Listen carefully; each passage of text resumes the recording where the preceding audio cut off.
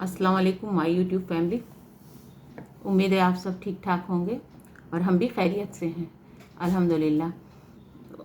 हमने सोचा कि आज हम आपसे एक अलग तरह के टॉपिक पे बात करते हैं, क्योंकि जब हम इस समाज में, इस दुनिया में और इस तरह के माहौलों में जब रह रहे होते हैं जहाँ पर एक इंसान दूसरे इंसान के बगैर नहीं रह सकता और उसको उससे जुड़ना ही पड़ता है, तो ऐसी सिचुएशन में ऐसे रिश्ते भी होते हैं जहाँ पर आप एकदम 100% सही होते हैं और आपको पता है कि आप बिल्कुल सही हैं। आपको बहुत सारे लोग ये भी बोल रहे होते हैं कि आप बिल्कुल सही हैं, लेकिन अगर आपने ये सोचा कि चलो भाई सामने वाला हमसे नाराज़ है या हमसे उसको किसी चीज़ की भी शिकायत है, तो हम ऐसा करते हैं कि अब हम उसको खुद सामने से जाकर उसको बोल देते हैं कि भाई तुम नाराज़गी ख़त्म करो, चलो हम दोनों मिल के रहते हैं। या कुछ अगले ही बार आपको फ़ौरन ये पता चल जाएगा कि उसने कहा, देखा ये जो थी इनकी ही गलती थी,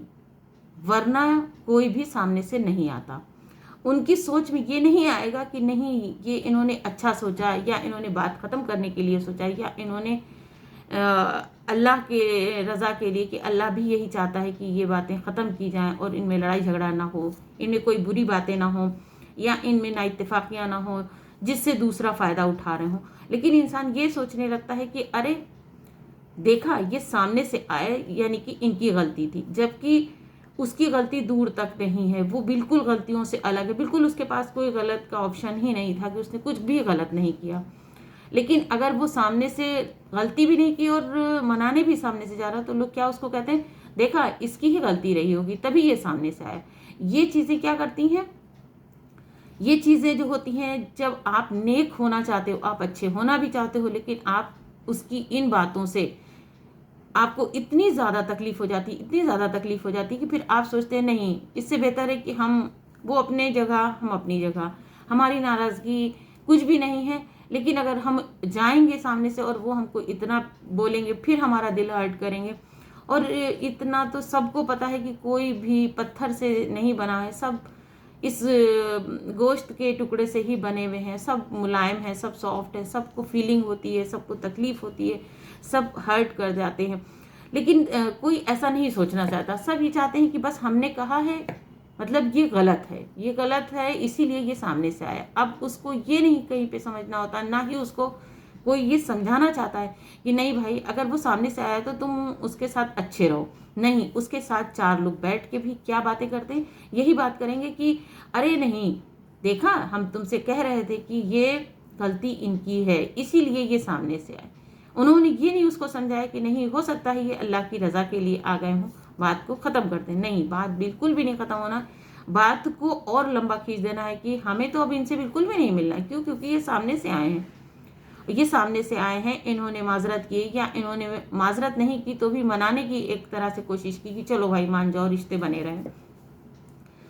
आज होता क्या है समाज में कि हम लाख अच्छे रास्ते पर चलने की कोशिश करें, लेकिन कोई ना कोई ऐसी बात हो जाती है, कोई ना कोई ऐसा मिल जाता है जो आपको वहीं पे रोक देता है कि नहीं नहीं, तुम जहाँ हो तुम वहीं ठीक हो, क्योंकि तुम लाख अच्छा करोगे लेकिन वो तुम्हारे साथ अच्छा नहीं होने वाला है।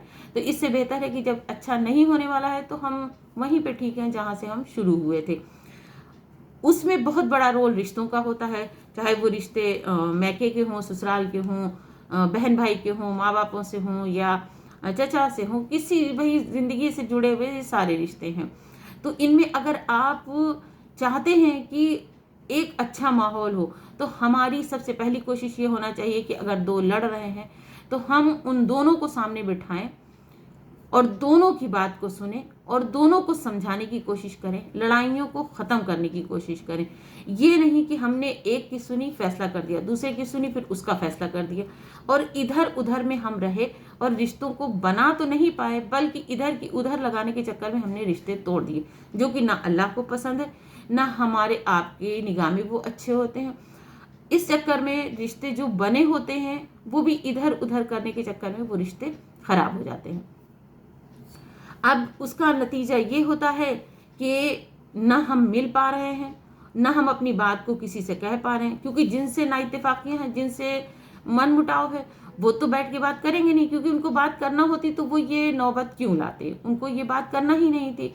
अच्छा चलो वो नहीं कर रहे हैं, तो जो घर के बड़े हैं या ख़ानदान के बड़े हैं या जो फैमिली में जिसकी इज्जत ज़्यादा है या जिसको माना जाता है, जिसकी बात सुनी समझी जाती है, हम उससे अपनी बात कहें कि देखो ये बात ऐसी हो गई है, तुम उनको समझाओ या तुम उनके साथ बैठ के बात करो या तुम उनके साथ जुड़ो, जिससे कि वो बात को समझ भी जाए, हमारी हालात भी अच्छे हो जाए और हमारे रिश्ते भी अच्छे हो जाए। देखिए ये सब जानते हैं, ये हम नहीं आप सब जानते हैं। प्लीज़ हमें आप कमेंट करके बताएं जिन टॉपिक पे हम बात कर रहे हैं। ये सब जानते हैं कि कोई भी जब दो लड़ रहे होते हैं, वो रिश्ता कोई भी हो, रिश्ता कोई भी हो, हम बार बार इस बात को कहते हैं, लेकिन मज़ा सब लेते हैं।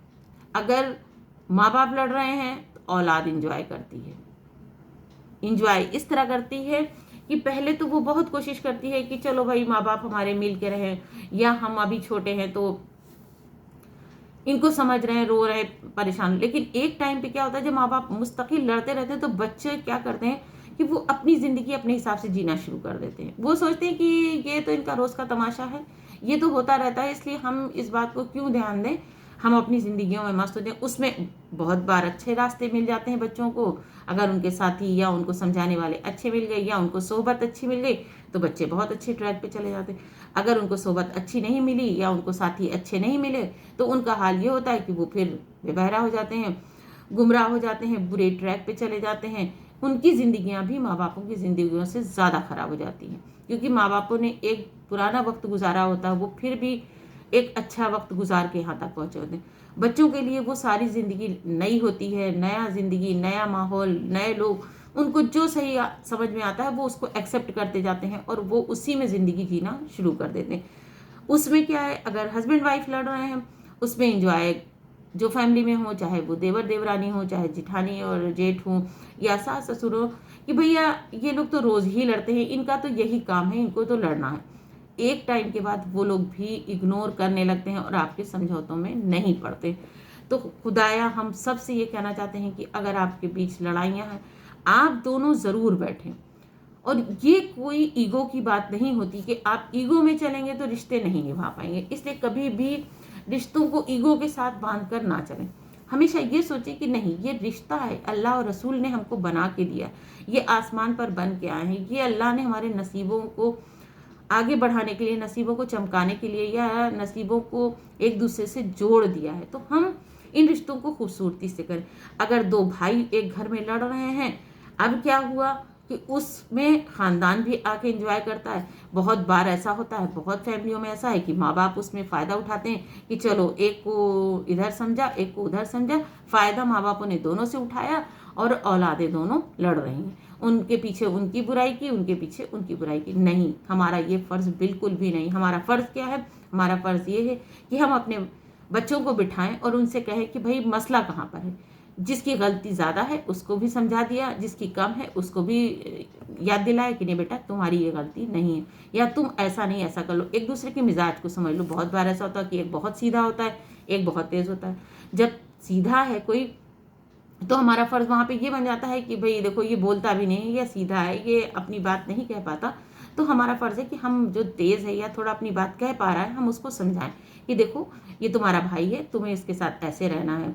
या बहुत बार ऐसा होता है कि बहन भाई होते हैं, अगर लड़ रहे हैं तो भाई को हमें हमेशा याद दिलाना है कि बेटा ये तुम्हारी बहन है, तुमको इसका हर तरह से साथ देना है, कैसी भी सिचुएशन हो। भले ही आपको कोई बात उसकी बुरी लग रही है ना, तो सुकून से बैठ के उसको कहोगे देखो हमें तुम्हारी ये बात फला टाइम बड़ी ख़राब लगी, लेकिन कहने का तरीक़ा बदलो। तरीक़ा बदलोगे रिश्ते अच्छे हो जाएंगे। अगर बहन बहन लड़ रही हैं तो भाई इंजॉय करते हैं, एक उधर एक उधर। बहुत कम फैमिलीज़ में ऐसा होता है कि नहीं, हम दोनों को बिठा के और दोनों के मसलों का हल निकालते हैं और दोनों से अपनी बातें कहेंगे, जिससे कि हमारी बात भी पहुंच जाए और दोनों में ना इत्तेफाकी भी ख़त्म हो जाए और मिलजुल कर रहें, आपस के रिश्ते अच्छे हों।